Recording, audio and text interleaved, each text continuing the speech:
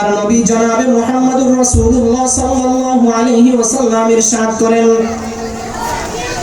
কুন আলিমান উম্মত, হয়তো তুমি নিজে আলেম হও, কোরআন হাদিসের ইলম তুমি নিজে জাননেওয়ালা হও। যদি নিজে আলেম হইতে না পারো, যদি নিজে শিক্ষক হইতে না পারো, আও মুতাআল্লিমা, শিক্ষক হতে না পারলে, কোরআন হাদিসের ইলম জাননেওয়ালা হতে না পারলে, অন্তত ছাত্র হইলে হও। হয়তো তুমি নিজে আলেম হও, আর না হয় তুমি ছাত্র হও, আও মুতাআল্লিমান আও মুস্তামিআ। আলেম যদি হইতে না পারো, ছাত্র যদি হইতে না পারো, তাহলে উলামায়ে কেরামদের কথা শ্রবণ করনেওয়ালা হও।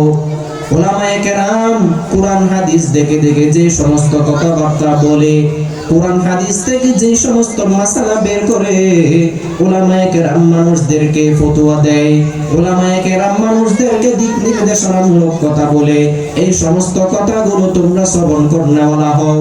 আও মুস্তামিআ, এরপরে আল্লাহর নবী জনাবে রাসূল করিম সাল্লাল্লাহু আলাইহি ওয়াসাল্লাম 4 নম্বরে বলেন, যদি তুমি নিজে আলেম হইতে না পারো, ছাত্র যদি হইতে না পারো, এবং উলামায়ে কেরামের কথা যদি নিজে শ্রবণ করনেওয়ালা হইতে না পারো, তাহলে 4 নম্বরে তোমার রাস্তা হলো আও মুহিব্বা, তুমি উলামায়ে কেরামকে অন্তত মুহাব্বত করনেওয়ালা হও। ওয়ালা তাকুন লিল খামিস, আল্লাহর নবী জনাবে রাসূল করিম সাল্লাল্লাহু আলাইহি ওয়াসাল্লাম ইরশাদ করেন, ওয়ালা তাকুন লিল খামিস, ও উম্মত, 5 নম্বর ব্যক্তি হয়ো না, কারণ 5 নম্বর লাইনে যেই যাবে সেই ব্যক্তি গুমরাহ, পথভ্রষ্ট, রাস্তা হারা হয়ে যাবে। তাহলে এই হাদিস থেকে আমরা কি বুঝতে পারলাম? রাসূল সাল্লাল্লাহু আলাইহি ওয়াসাল্লাম বলেন, এক হাদিসে, এই হাদিসে 4টি কথা বলেছেন। 1 নাম্বার হলো, উম্মত তুমি হয়তো নিজে আলেম হও, তুমি নিজে আলেম হও, কোরআন হাদিসের ইলম নিজে জাননেওয়ালা হও, আলেম হও। অথবা যদি তুমি নিজে আলেম হইতে না পারো, তাহলে ছাত্র হও, অন্তত দ্বীনের কোরআন হাদিসের কথাবার্তা পড়নেওয়ালা হও, ছাত্র হও। 3 নম্বরে হলো আও মুস্তামিআ, উলামায়ে কেরামের কথা শ্রবণ করনেওয়ালা হও, উলামায়ে কেরামের কথা শ্রবণ করো। 4 নম্বরে বলতেছেন আল্লাহর নবী আও মুহিব্বা, এই 3টি কাজ যদি তুমি করতে না পারো, অন্তত শেষটা হলো করো উলামায়ে কেরামকে মুহাব্বত করো। উলামায়ে কেরাম বিদ্বেষী হয়ো না, উলামায়ে কেরামের সাথে দুশমনি রাখিও না। এই 4টি জিনিস থেকে যদি তুমি একটি জিনিস যদি তোমার ভিতরে ফিট করতে না পারো, তুমি নিজে শিক্ষক হইতে না পারো, ছাত্র হইতে না পারো, তুমি উলামায়ে কেরামের কথা শ্রবণ করনেওয়ালাও হইতে না পারো, তাদেরকে ভালোবাসনেওয়ালাও হইতে না পারো, ওয়ালা তাকুন লিল খামিস, 5 নম্বর ব্যক্তি হয়ো না। কারণ 5 নম্বর ব্যক্তি যে হবে, সে পথভ্রষ্ট, গুমরাহির রাস্তা অবলম্বন করবে। আল্লাহর রাসূলের হাদিস। তাহলে আমরা এই এক হাদিস থেকে 4টি বিষয় ক্লিয়ার করলাম, বুঝতে পারলাম। এবার আসেন হাফেজে কোরআনের মর্যাদা। আল্লাহর নবী জনাবে রাসূল করিম সাল্লাল্লাহু আলাইহি ওয়াসাল্লাম ইরশাদ করেন, মান খারাজা ফি তালাবিল ইলমি কানা ফি সাবিলিল্লাহি হাত্তা ইয়ারজিআ, যে ব্যক্তি, যে ছাত্র, যে বাচ্চা দ্বীনের ইলম তলব করার জন্য নিজের ঘর থেকে বের হলো, সে নিজের ঘর থেকে বের হওয়া থেকে নিয়ে আবার ওয়াপস ঘরে ফিরে আসা পর্যন্ত, যতক্ষণ পর্যন্ত সে নিজের ঘরে ফিরে আসে নাই, ততক্ষণ পর্যন্ত সে সরাসরি আল্লাহর রাস্তার মধ্যে ছিল। তাহলে চিন্তা কইরা দেখেন, আল্লাহর রাসূল সাল্লাল্লাহু আলাইহি ওয়াসাল্লামের এই হাদিস থেকে আমরা কি বুঝতে পারলাম? যদি কোনো একজন মাদ্রাসার ছাত্র ভাই দ্বীনের ইলম তালাশ করার জন্য, দ্বীনের ইলম অর্জন করার জন্য মাদ্রাসার পথে রওনা হয়, মসজিদের পথে রওনা হয়, দ্বীনের লাইনে চলে যায়, দ্বীনের লাইনে যায়, তাবলীগের লাইনে যায়, মোট কথা যেই সমস্ত জায়গাতে কোরআন হাদিসের ইলম শিখতে পারবে, সেই লাইনে, সেই রাস্তার মধ্যে নিজের ঘর থেকে বের হওয়ার সাথে সাথে ওয়াপস আবার যতক্ষণ পর্যন্ত নিজের আবার বাসস্থান কবরস্থানে ফিরে আসে নাই, ততক্ষণ পর্যন্ত ওই ব্যক্তি সরাসরি আল্লাহ সুবহানাহু ওয়া তাআলার রাস্তার মধ্যে ছিল। আলহামদুলিল্লাহ। চিন্তা কইরা দেখেন, এই হাদিস থেকে আমরা কি বুঝতে পারলাম? রাসূল সাল্লাল্লাহু আলাইহি ওয়াসাল্লামের হাদিস, আল্লাহ সুবহানাহু ওয়া তাআলার কোরআনের ইলম শিখতে যেই রাস্তা দিয়ে বের চলে যাবে, যেই জায়গা থেকে বের হবে, সব কিছু একমাত্র আল্লাহর জিম্মায় থাকবে। ওই ব্যক্তি আল্লাহ সুবহানাহু ওয়া তাআলা কুদরতিভাবে তার হেফাজত করবেন। আল্লাহর নবী জনাবে রাসূল করিম সাল্লাল্লাহু আলাইহি ওয়াসাল্লাম ইরশাদ করেন, তালাবুল ইলমি ফারিদাতুন আলা কুল্লি মুসলিমিন ওয়া মুসলিমা। জনাবে রাসূল করিম সাল্লাল্লাহু আলাইহি ওয়াসাল্লাম ইরশাদ করেন, দ্বীনি ইলম অন্বেষণ করা, দ্বীনি ইলম তলব করা প্রত্যেক মুসলমান নারীর উপর ফরজ। দুনিয়াবি ইলম অর্জন করা দুনিয়ার জন্য ফরজ। ইলমুল হাল যাকে বলা হয়, দুনিয়াবি ইলম আপনি যদি বাংলাদেশের মধ্যে বসবাস করে বাংলা ভাষা না জানেন, তাহলে বাংলাদেশের মধ্যে চলতে পারবেন না। আপনি যদি আমেরিকা দেশের মধ্যে যান, তাহলে ইংরেজি ভাষা, আমেরিকা দেশীয় ভাষা যদি আপনি না জানেন, না বুঝেন, ওই দেশের মধ্যে চলতে পারবেন না। সেজন্য ইলমুল হাল, বর্তমানে মানুষ চলাফেরা করার জন্য যে ইলমের প্রয়োজন, সেই ইলম অর্জন করা, শিক্ষা করা প্রত্যেক ব্যক্তির জন্য ফরজ। তবে দুনিয়া এবং আখিরাতে কোনো ব্যক্তি যদি শান্তিভাবে চলতে চায়, দুনিয়া আখিরাতে চলার জন্য দুনিয়া এই কোরআন হাদিসের ইলম শিক্ষা করা প্রত্যেক ব্যক্তির উপর ফরজ। কারণ মুসলমান হওয়ার পরে তার উপর নামাজ ফরজ হয়, রোজা ফরজ হয়, যাকাত ফরজ হয়, হজ ফরজ হয়, ধীরে ধীরে ধাপে ধাপে একটা একটা জিনিস ফরজ হয়। সেই জন্য যদি কোনো ব্যক্তি সঠিক কোরআন হাদিসের ইলম না জানে, তাহলে ওই ব্যক্তি ইসলামের মৌলিক বিষয়, ফরজ জিনিস, এই ফরজ বিষয়গুলো আদায় করতে সঠিকভাবে পারবেন না জীবনে কোনোদিন। সেজন্য আল্লাহর নবী বলেন, তালাবুল ইলমি ফরিদাতুন আলা কুল্লি মুসলিমিন ওয়া মুসলিমা। দ্বীনি ইলম অর্জন করা, কোরআন হাদিসের ইলম অর্জন করা প্রত্যেক নরনারীর উপর ফরজ। এবার আসেন, আল্লাহর নবী জনাবে রাসূল করিম সাল্লাল্লাহু আলাইহি ওয়াসাল্লাম বলেন, যে ব্যক্তি কোরআনের সাথে সম্পৃক্ত রাখবে, যে ব্যক্তি কোরআনের সাথে সম্পর্ক রাখবে, কোরআনকে ভালোবাসবে, কোরআনকে মহব্বত করবে, আল্লাহ সুবহানাহু ওয়া তাআলা দুনিয়া এবং আখিরাতের মধ্যে তার সম্মান বাড়াই দিবে। কাজী দেখেন, দুনিয়ার মধ্যে একজন আলেমের যত সম্মান আছে, স্বাভাবিক আওয়াম জনসাধারণের এত সম্মান নাই, তুলনামূলক আলেম ওলামায়ে কেরামের সম্মান বেশি। অন্তত একজন আলেমকে তিন অবস্থার মধ্যে মানুষের অবশ্যই লাগে। এক নাম্বার, আপনি যখন মায়ের পেট থেকে দুনিয়ার পেটে আসবেন, আজান দেওয়ার জন্য সর্বপ্রথম আপনারা মানুষ খুঁজেন, একজন দিনদার নেককার মানুষ খুঁজেন আজান দেওয়ার জন্য। তাহলে সর্বপ্রথম দিনদার নেককার যদি ভালো মানুষ পাইতে চান, আপনার উলামায়ে কেরামদেরকে ধরতে হবে, উলামায়ে কেরামদেরকে খুঁজতে হবে। এক নাম্বার উলামায়ে কেরামদেরকে লাগতেছে। দ্বিতীয় নাম্বার, আপনি বিবাহ শাদী করার সময় আপনার বিবাহ পড়াবে, আকদনাকে পড়াবে উলামায়ে কেরাম। দ্বিতীয় নাম্বার উলামায়ে কেরামকে লাগবে আপনার মাঝখান অবস্থায়। তৃতীয় নাম্বার, আপনি যখন ইন্তেকাল করবেন, দুনিয়ার মধ্যে কেউ চাইবে না যে আমার জানাজার নামাজটা একজন এই যেই ব্যক্তি নেশা পান করে, গাঁজা পান করে, গাঁজা খায়, নেশা খায়, সমাজের মধ্যে চুরি ডাকাতি করে, জানা ইত্যাদি ব্যভিচারে লিপ্ত থাকে, সেই ব্যক্তি দিয়ে আমি আমার জানাজার নামাজটা পড়াইবো, এরকম কেউ চাই না। তাহলে ওই জায়গার মধ্যে একজন আলেমকে মানুষ খুঁজে। অন্তত দুনিয়ার মধ্যে এই তিন জায়গাতে মানুষ একজন আলেমকে মানে বাধ্যতামূলক করে নেই, এটা বললেই চলে। তাহলে চিন্তা করে দেখেন, এটা হচ্ছে নগদের কথা বললাম, মানে দুনিয়ার কথা বললাম। দুনিয়ার মধ্যে উলামায়ে কেরামের প্রয়োজন। এবং শরীয়ী মাসআলা, আপনি যদি মুসলমান হয়ে থাকেন, আপনি নামাজ কিভাবে পড়বেন, আপনি কোরআন হাদিস থেকে মাসআলা বের করতে জানেন না, আপনি কোরআন তেলাওয়াত করতে জানেন না, আপনি হাদিস পড়তে জানেন না, সেজন্য উলামায়ে কেরাম লাগবে আপনার। উলামায়ে কেরামের কাছ থেকে আপনার শিক্ষা লাগবে, উলামায়ে কেরামের কাছ থেকে শিক্ষা গ্রহণ করা লাগবে। উলামায়ে কেরাম যদি দুনিয়ার মধ্যে না থাকে, তাহলে সারা দুনিয়ার সমস্ত মানুষ গুমরাহ হয়ে যাবে, জান্নাত আর জাহান্নামের রাস্তা খুঁজে পাইতে মুশকিল হয়ে যাবে। আল্লাহর নবী জনাবে রাসূল কারীম সাল্লাল্লাহু আলাইহি ওয়াসাল্লাম ইরশাদ করেন, যে ব্যক্তি দুনিয়ার মধ্যে কোরআন হিফজ করবে, যে ব্যক্তি দুনিয়ার মধ্যে কোরআন মুখস্থ করবে, কিয়ামতের ময়দানে ওই কোরআন ওই হাফেজ সাহেবের সাথে মুলাকাত করবে। কিয়ামতের ময়দানে ওই কোরআন শরীফ হাফেজ সাহেবকে খুঁজবে, ও হাফেজ সাহেব তুমি কোথায়, তোমাকেই তো লাগতেছে আজকে। কিয়ামতের ময়দানে হাফেজ সাহেবকে কোরআন খুঁজে খুঁজে বের করবে।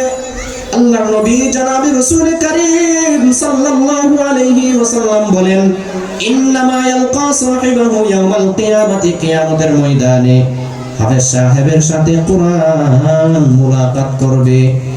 কিয়ামতের ময়দানে হাফেজ সাহেবকে খুঁজে বের করার পর কোরআন হাফেজ সাহেবের সাথে মুলাকাত করবে। হাফেজ সাহেবকে বলবে কোরআন, ও ভাই তুমি কি আমাকে চিনো? হাফেজ সাহেব বলবে, লা লা আনা লা আরিফুকা, ভাই আমি তো তোমাকে চিনি না। কোরআন বলবে, হাল তারিফুনি, তুমি কি আমাকে চিনো না?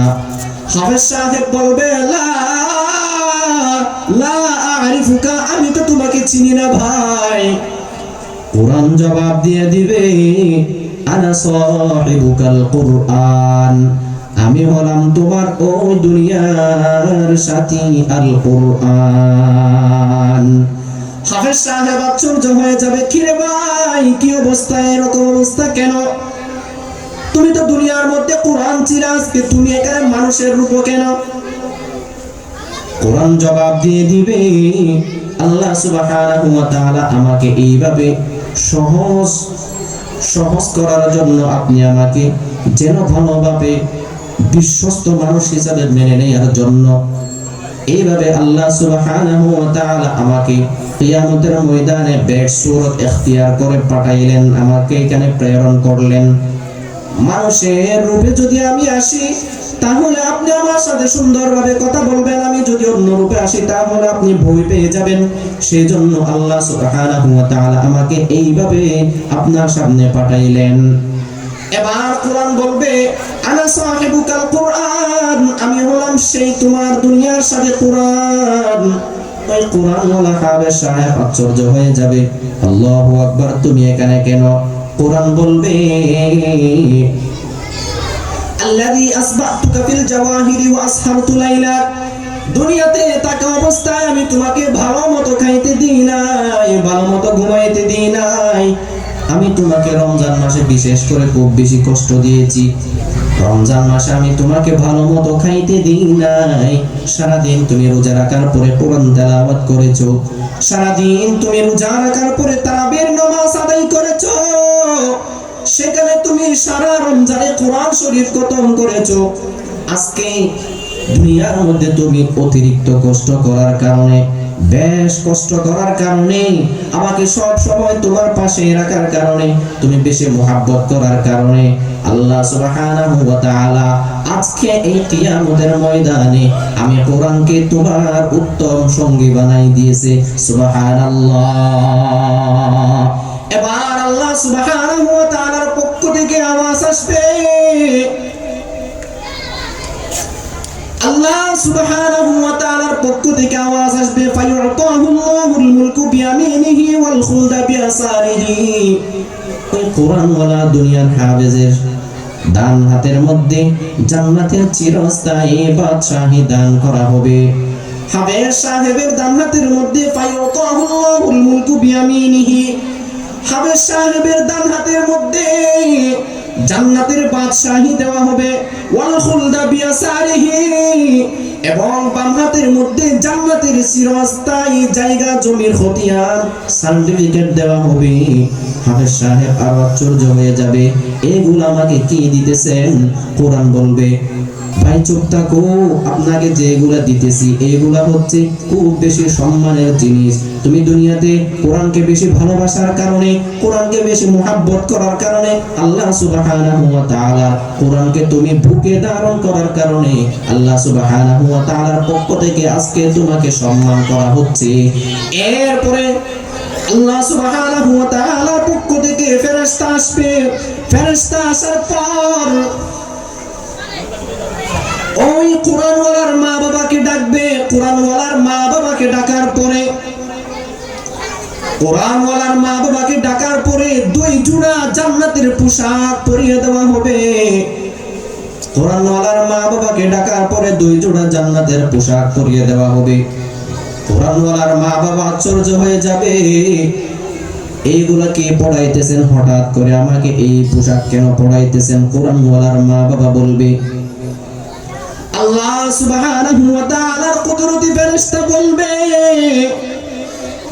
তুমি তো কোনো আওয়াম নয়, তুমি তো কোনো জাহেল নয়, তুমি তো কোনো মূর্খ নয়। তুমি কোরআনকে মুহাব্বত করেছো, তুমি কোরআনকে ভালোবাসছো। তোমার ছেলেকে তুমি মাদ্রাসার মধ্যে পড়াইছো, তোমার ছেলেকে তুমি কোরআন হিফজ করাইছো, সেজন্য আল্লাহ সুবহানাহু ওয়া তাআলা আজকে তোমাদেরকে এই সম্মান দান করেছেন। তাহলে হাফেজ কোরআনের মা বাবাকে জান্নাতের পোশাক পরিয়ে দেওয়া হবে। এরপরে ওয়ায়ুজাউ আলা রাসিহি তাজুল ওয়াকার, ওই হাফেজ কোরআনকে স্বর্ণের তাজ পরিয়ে দেওয়া হবে। হাফেজ কোরআনের মাথার উপর স্বর্ণের তাজ পরিয়ে দেওয়া হবে। কি জন্য পরিয়ে দেওয়া হবে? কোরআনকে মুহাব্বত করার কারণে, কোরআনকে ভালোবাসার কারণে, কোরআনকে মুহাব্বত করার কারণে, কোরআনের সাথে সব সময় লেগে থাকার কারণে হাফেজ কোরআনকে স্বর্ণের তাজ পরিয়ে দেওয়া হবে।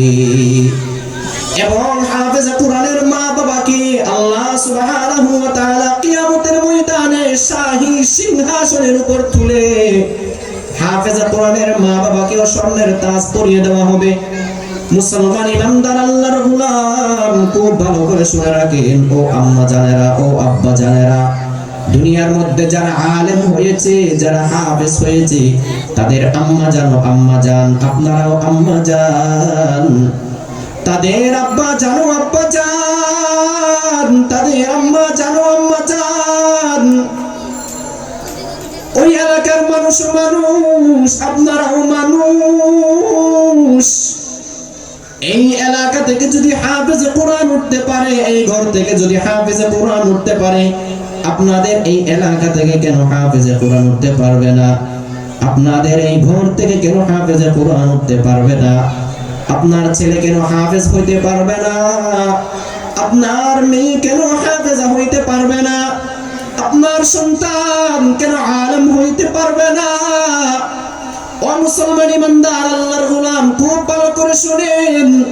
গৌসে সমদানি, মাহবুবে সুবহানি, কুতুবে রব্বানি আল্লামা শাহ আব্দুল কাদের জিলানী রাহমাতুল্লাহি আলাইহি, মুঈনুদ্দিন চিশতি, বাহাউদ্দিন নকশবন্দি, শিহাবুদ্দিন সরওয়ার্দী, নিজামউদ্দিন আউলিয়া, জুনাইদ বাগদাদি, বাবা শাহ আবু আলী কলন্দর, মুজাদ্দিদ আল ফিসানি, শাহজালাল মুজাররিদ ইয়ামানি, সুলতান বায়েজিদ বুস্তামি, আলাউদ্দিন কলিনি, কুতুবউদ্দিন বখতিয়ার কাকি, উসমান হারুনি, শরীফে জমজনি, ইসহাক শামি, হাসান বসরি, ইমাম ফখরুদ্দিন রাজি, ইমাম গজালি, ইমাম আবু মনসুর আল মাতুরিদি, ইমাম আবুল হাসান আল আশআরি, ইমাম বুখারী, ইমাম মুসলিম, ইমাম তিরমিজি, ইমাম আবু দাউদ, ইমাম নাসাই, ইমাম দুনিয়া, ইমামুল কুল, ইমামুল ফখর, ইমাম আযম নু'মান ইবনে সাবিত, ইমাম আবু হানিফা রাহমাতুল্লাহি আলাইহি, ইমাম শাফিঈ রাহমাতুল্লাহি আলাইহি, ইমাম মালিক রাহমাতুল্লাহি আলাইহি, ইমাম আহমদ ইবনে হাম্বল রাহমাতুল্লাহি আলাইহি। জগৎ বিখ্যাত বুজুর্গ ছিলেন, জগৎ বিখ্যাত আলেম ছিলেন। এত বড় বড় আলেম কেমনে হয়েছে জানেন? একমাত্র মায়ের কুরবানির ফসল। মা যদি নেককার হয় সন্তান নেককার হবে, বাবা যদি নেককার হয় সন্তান নেককার হবে। মা হলো দুনিয়ার মধ্যে একটা ফ্যাক্টরির মতো। মা যদি নিজের সন্তানকে গর্ভে ধারণ করা অবস্থায়, পেটে থাকা অবস্থায় ওই মোবাইল দেখে, সিনেমা দেখে, খারাপ ছবি দেখে, খারাপ ফিল্ম দেখে, টেলিভিশন দেখে বেপরদা মানুষের সাথে চলাফেরা করে, বুরকা ছাড়া চলাফেরা করে, মনে যেমন মনে চায় তেমন চলাফেরা করে, মুসলমান ইমানদার আল্লাহর গোলাম ও আম্মা জানেরা খুব ভালোভাবে শুনে রাখেন, খুব ভালোভাবে শুনে রাখেন, নিজের কানকে হরিণের মতো কান দিয়ে শুনে রাখেন। আপনার যেমন মনে চায় তেমন করে যদি আপনি চলেন, দুনিয়ার মধ্যে ডিজিটাল জমানার সাথে যদি তাল মিলাই আপনি চলেন, আল্লাহর কসম, আল্লাহর কসম, আল্লাহর কসম করে বলতে চাই, ওই ছেলে জীবনেও কোনোদিন আলেমের মতো আলেম হবে না, ওই ছেলে জীবনেও কোনোদিন হাফেজ হবে না, ওই ছেলে জীবনেও কোনোদিন ভালো ছেলে হবে না, ওই ছেলে জীবনে কোনোদিন কোনো একটা ভালো জায়গাতে উঠতে পারবে না, ওই ছেলে জীবনে কোনোদিন সম্মানের চেয়ারে বসতে পারবে না, ওই ছেলেকে জীবনে কোনোদিন কোনো মানুষ সম্মান করবে না। ওই ছেলের কারণে আপনি জীবনে কোনোদিন আপনি দুনিয়ার মধ্যে সম্মান পাবেন না।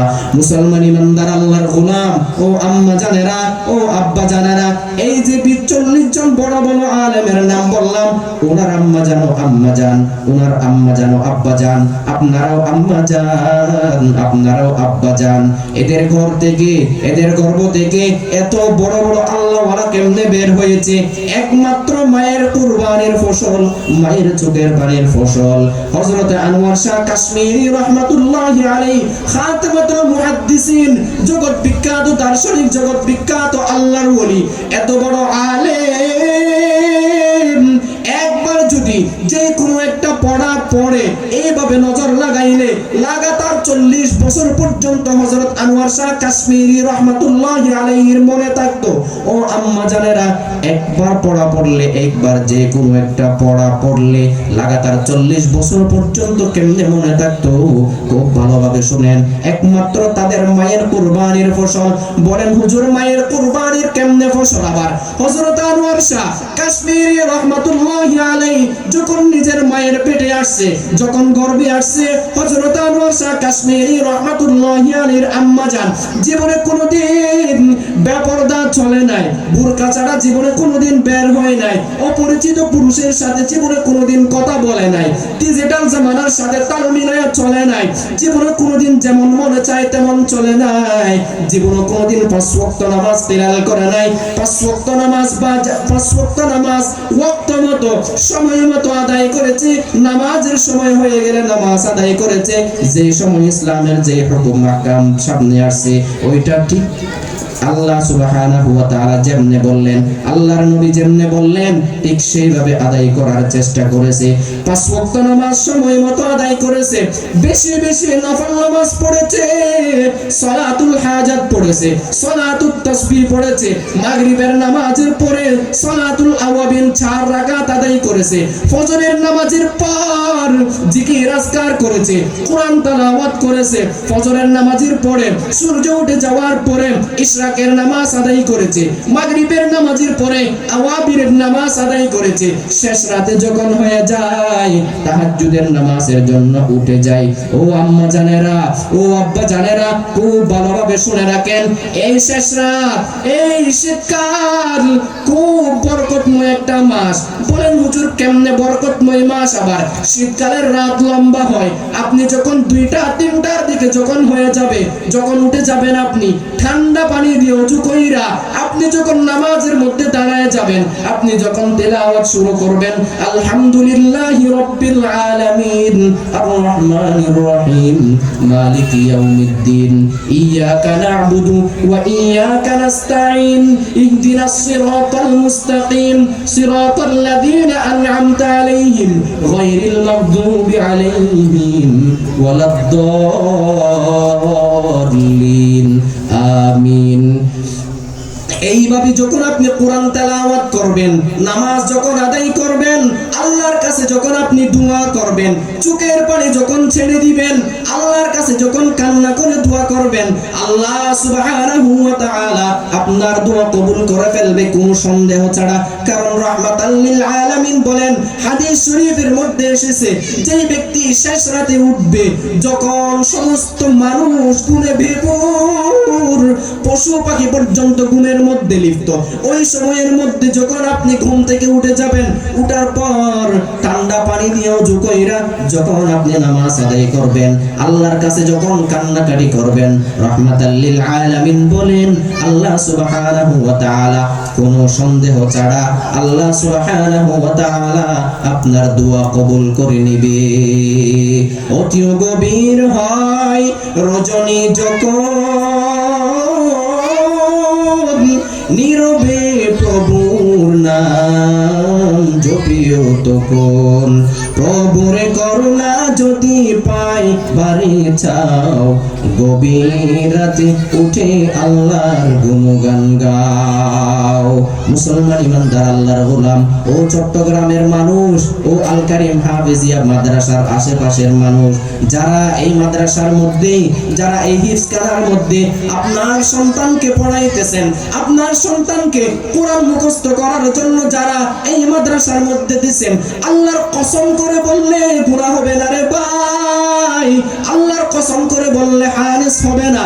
কিয়ামতের ময়দানে অবশ্যই অবশ্যই অবশ্যই আপনার সন্তান কিয়ামতের ময়দানে আল্লাহ সুবহানাহু ওয়া তাআলা কুদরতি ফেরেশতার মাধ্যমে আপনার সন্তানকে আল্লাহ সুবহানাহু ওয়া তাআলা স্বর্ণের তাজ পরাবে।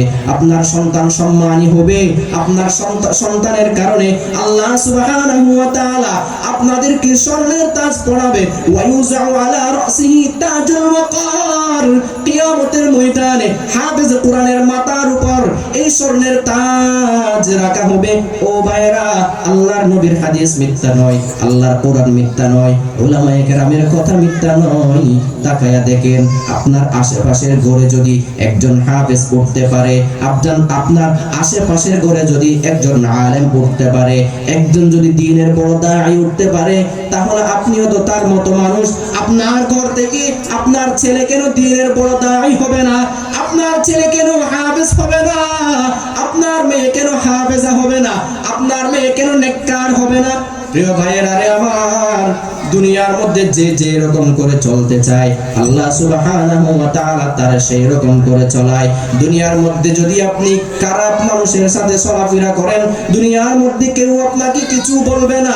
ও ভাইয়েরা রে আমার, খারাপ মানুষের সাথে চলাফেরা করলেও এগুলো চলাফেরা, ভালো মানুষের সাথে চলাফেরা করলেও চলাফেরা, খারাপ মানুষের সাথে চলাফেরা করলেও আপনার সময় চলে যাবে, ভালো মানুষের সাথে চলাফেরা করলেও আপনার সময় চলে যাবে। সেজন্য কবি বলেন, সুবতে সলে তোরা সলে কুনত, সুবতে তলে তোরা তলে কুনত, এক জমানা সুবতে বা আউলিয়া, বেতরাজে সদে সালে তো আতে বেরিয়া। আপনি যার সাথে চলাফেরা করবেন সেই ভালো কিনা এটা আপনাকে দেখতে হবে। আপনি এমন একজন ব্যক্তিকে ফলো করবেন যে ব্যক্তিকে দেখার সাথে সাথে আপনার আখিরাতের কথা মনে ওঠে, জান্নাতের কথা মনে ওঠে, কোরআনওয়ালাকে মুহাব্বত করে, সেই ব্যক্তি উপরের মালিককে মুহাব্বত করে, উলামায়ে কেরামদেরকে মুহাব্বত করে, হাফেজে কোরআনকে ভালোবাসে, এমন ব্যক্তিকে যদি আপনি ফলো করতে পারেন, আপনি ইন্তিকাল করতে দেরি, জান্নাত চোখে দেখতে আপনার দেরি হবে না। প্রিয় ভাইরা আমার, আপনার সন্তান মাদ্রাসার মসজিদের মধ্যে পড়ে, এই একদম ছোট একটা নুরানি কায়দা, আলিফ বা তা সা জিম হা খ, এই আরবি 29 হরফ আমরা সকলেই জানি। কথাগুলো খুব ভালোভাবে শুনবেন। আপনি মনে করেন হয়তো এখানে এই আলিফ বা তা সা এগুলা কি, এমনি সাধারণ একটা হরফ। আল্লাহর নবী জনাবি রাসূল কারীম সাল্লাল্লাহু আলাইহি ওয়াসাল্লাম বলেন, যেই ব্যক্তি একটা হরফ পড়বে, যে ব্যক্তি শুধু আলিফ পড়বে, যে ব্যক্তি শুধু লাম পড়বে, যে ব্যক্তি শুধু মিম পড়বে, আল্লাহর নবী বলেন, বাল আলিফুন হারফুন ওয়া লামুন হারফুন ওয়া মিমুন হারফুন। আলিফ লাম শুধু পুরো একটা হরফ নয়, এটা একটা জুমলা, এটা একটা বাক্য। আলিফ একটা হরফ, ওখানে লাম একটা হরফ, মিম একটা হরফ। এইভাবে যদি আপনি একটা আলিফ পড়েন, একটা লাম পড়েন, একটা মিম পড়েন, ধরেন একটা আলিফ পড়েন, একটা বা পড়লেন, একটা তা পড়লেন, একটা সা পড়লেন, প্রত্যেকটা হরফের বদলাতে আল্লাহ সুবহানাহু ওয়া তাআলা আপনাকে 10টি করে নেকি দিবে। চিন্তা করে দেখেন, আমাদের ছোট ছোট কচিকাচি বাচ্চারা মাদ্রাসা মসজিদের মধ্যে মাকতাবে এই গুটি গুটি পায়ে দিয়ে শীতকালে ফজরের নামাজের পরে না ঘুমাইয়া, আর মিয়া বড় লোকেরা তো 10টা 11টা পর্যন্ত ঘুমায়, কি অবস্থা! ফজরের নামাজও পড়ে না। ছোট ছোট পোলাপান যারা হিফজখানার মধ্যে পড়ে, মাদ্রাসার মধ্যে যারা পড়ে, যারা কওমি মাদ্রাসার মধ্যে যারা পড়ে, ফজরের নামাজের পরে ফজরের নামাজ ইমামের সাথে আদায় করে গুটি গুটি পায়ে দিয়ে মাদ্রাসার মধ্যে এসে যায়, মসজিদের মধ্যে এসে যায়। তারা কে পড়ে? আলিফ বা 29 হরফ পড়ে।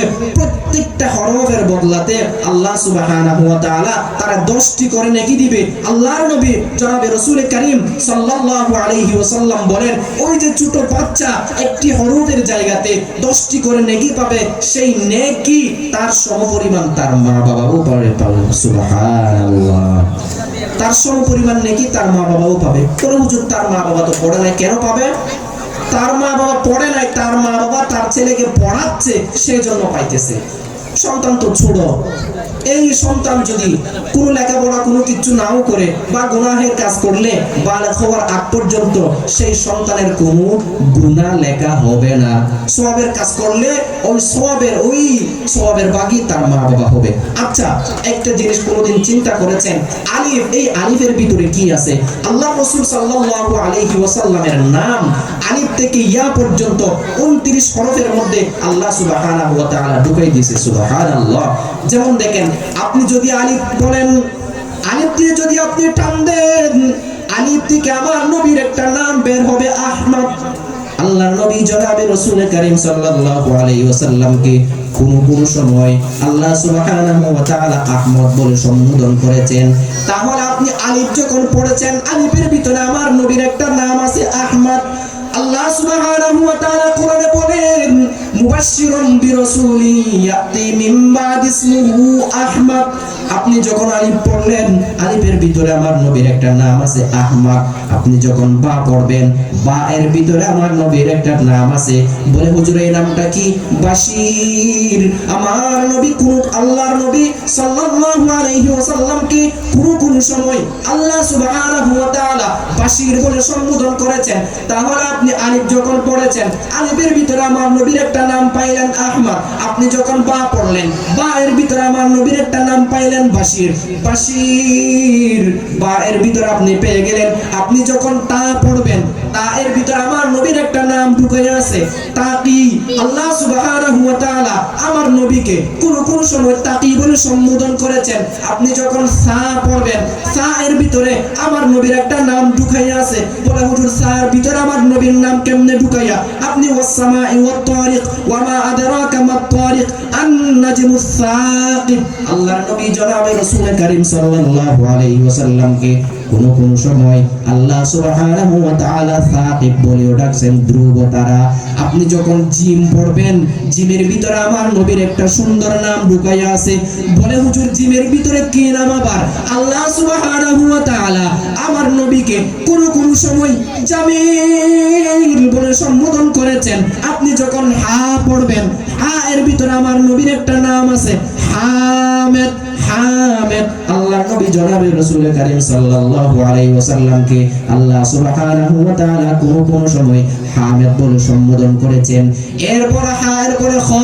আপনি যখন খ পড়বেন, খর ভিতরে আমার নবীর একটা নাম ঢুকাইয়া আছে। আল্লাহর নবী বলেন, আনা খাতামুন নাবিয়িনা লা নাবিয়্যা বাদি।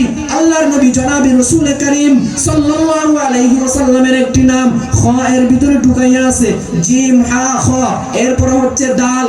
দাল যখন আপনি পড়বেন, দালের ভিতরে আমার নবীর একটা নাম ঢুকাইয়া আছে। বড় হুজুর এটা কি নাম? আল্লাহর নবী জনাবে রাসূল কারীম সাল্লাল্লাহু আলাইহি ওয়াসাল্লাম সব সময় আল্লাহর দিকে ডাকতেন। সেজন্য আল্লাহর নবীকে দাইয়ান ইলাল্লাহি বিইذনিহি ওয়া সিরাজাম মুনীরা এইভাবে সম্বোধন করেছেন। আপনি যখন জাল পড়বেন, জালের ভিতরে আমার নবীর একটা নাম ঢুকাইয়া আছে। জাল দিয়ে রাখি আমার নবী সবচেয়ে বড় ট্যালেন্টেড, আমার নবী সবচেয়ে বড় মেধাবী ছিলেন। এরপরে যখন আপনি র পড়বেন, র এর ভিতরে আমার নবীর একটা নাম ঢুকাইয়া আছে। বলে হুজুর র এর ভিতরে কি নাম? র এর ভিতরে হচ্ছে রাহমাতাল লিল আলামিন। আল্লাহ তাআলা বলেন ওয়া মা আরসালনাকা ইল্লা রাহমাতাল লিল আলামিন। আপনি যখন র এর পরে যা পড়বেন, যা এর ভিতরে আমার নবীর একটা নাম। রাসূল বলেন জাইরুল জান্নাত, দুনিয়া থেকে সরাসরি সশরীরে জান্নাত জাহান্নাম ঘোরাফেরা করেছেন একমাত্র আমার নবী। আপনি যখন র এর পরে যা পড়লেন, যা থেকে আমার নবীর একটা নাম বের হয়ে গেল। আপনি যখন যা এর পরে সিন পড়বেন, সিন যখন আপনি পড়বেন, সিনের ভিতরে আমার নবীর একটা নাম। বলে হুজুর এই নামটা কি? সাইয়্যিদুল মুমিনিন, সাইয়্যিদুল মুরসালিন, সাকিয়ে কাউসার, সাইয়্যিদুল বাশার, সাইয়্যিদু ওয়ালদি আদম, এটাও আমার নাম। আপনি যখন সিন পড়বেন, সিনের ভিতরে আমার নবীর নাম ঢুকাইয়া আছে। বলে হুজুর সিনের ভিতরে কি নাম? শাফিউল মুযনিবিন, আমার নবী কিয়ামতের ময়দানে অপরাধীদের জন্য আল্লাহর আদালতে দাঁড়াইয়া সুপারিশ করলেন আমার নবী। সেজন্য সিনের ভিতরে আমার নবীর একটা নাম আছে। এরপরে আপনি যখন সিনের পরে সদ পড়বেন, সদের ভিতরেও আমার নবীর একটা নাম ঢুকাইয়া আছে, সফিউল্লাহ। আপনি যখন দদ পড়বেন, দদের ভিতরেও আমার নবীর একটা নাম ঢুকাইয়া আছে, দদ দিয়ে জামিন। আমার নবী হলেন কিয়ামতের ময়দানে ওই জান্নাতের জিম্মাদার নেবেন আমার নবী। এরপরে সদের পরে সদ, এরপরে হলেন ত। যখন আপনি পড়বেন, ত এর ভিতরে আমার নবীর একটা নাম ঢুকাইয়া আছে। বলে হুজুর ত এর ভিতরে কি নাম? ত এর ভিতরে হচ্ছে তয়্যব, ত এর ভিতরে হচ্ছে তহের, ত এর ভিতরে হচ্ছে তহা। আপনি যখন জ পড়বেন, জ এর ভিতরে আমার নবীর একটা নাম ঢুকাইয়া আছে। বলে হুজুর জ এই হরফের ভিতরে আমার নবীর কি নাম? জ এর ভিতরে ঢুকাইয়া আছে জহের, লাইসাল বাতিন। আল্লাহ সুবহানাহু ওয়া তাআলা বলেন হে নবী আপনি বলে দিন, কুল হে নবী আপনি বলে দিন, লা ইয়ালামু মান ফিস সামাওয়াতি ওয়াল আরদিল গায়বা ইল্লাল্লাহ। আসমানের নিচে জমিনের উপরে যে একটা খালি জায়গা আছে, এই খালি জায়গার মধ্যে একমাত্র সারা দুনিয়ার সমস্ত ইলম, এই খালি জায়গার ইলম, সারা দুনিয়ার সমস্ত কুটিনাটি ইলম, একদম শুরু থেকে নিয়ে শেষ পর্যন্ত, দুনিয়া সৃষ্টি করার আগ থেকে নিয়ে শেষ পর্যন্ত সব দিক দিয়ে ইলম একমাত্র আল্লাহ সুবহানাহু ওয়া তাআলার কাছে জানা আছে। গায়েবের ইলম একমাত্র আল্লাহ ব্যতীত দুনিয়ার কেউ জানে না। আল্লাহ সুবহানাহু ওয়া তাআলা এই আয়াত দিয়ে আল্লাহ সুবহানাহু ওয়া তাআলা এই আয়াত দিয়ে প্রমাণ যে একমাত্র আল্লাহর নবী ব্যতীত দুনিয়ার কেউ গায়েব জানে না। মুসলমান ইমানদার আল্লাহর গোলাম, তাহলে ক এর পরে জ, জর অর্থ জ দিয়ে হচ্ছে জহের, লাইসাল বাতিন। আজান দিচ্ছি, আলোচনা করলাম। আপনারা যে যতটুকু বুঝতে পারছেন আমার সময় শেষ হয়ে গেছে। বুঝাইতে চেয়েছিলাম কোরআনের ফজিলত। ছোট বাচ্চারা যে আলিফ বা তাসা পড়ে, আলিফ বা তাসার ভিতরেও একটা একটা হরফের ভিতরে আমার নবীর একটা একটা নাম ঢুকাইয়া আছে। একটু চিন্তা কইরা দেখেন, ছোট বাচ্চারা আমার নবীর নাম পর্যন্ত 29 হরফের ভিতরে আমার নবীর 29টা নাম মুখস্থ করে ফেলতেছে। আমার নবীর এই কত কিছু আছে 29 হরফের ভিতরে, সব কিছু আল্লাহ সুবহানাহু ওয়া তাআলা ঢুকাই দিয়েছে। তাহলে চিন্তা কইরা দেখেন, ছোট ছোট বাচ্চারা মাদ্রাসার মধ্যে এসে পড়বে, মসজিদের মধ্যে এসে পড়বে, মাকতাবে এসে পড়বে, এই ছোট ছোট বাচ্চারা অনেক কিছু জানতে পারবে, যে কিছু অনেক ফায়দা, অনেক ফায়দা, ফায়দার থেকে খালি নাই। তাহলে আপনাদের এই বাচ্চাগুলোকে কি করাবেন? মাদ্রাসার মধ্যে পড়াবেন, দ্বীনি ইলম শিক্ষা দিবেন। এই হলো আমার আজকের বিষয়বস্তু। আসল ঠিকানা মরণে কি দিন মুছে দেবে সবার রঙিন পরিচয়। পৃথিবী আমার আসল ঠিকানা।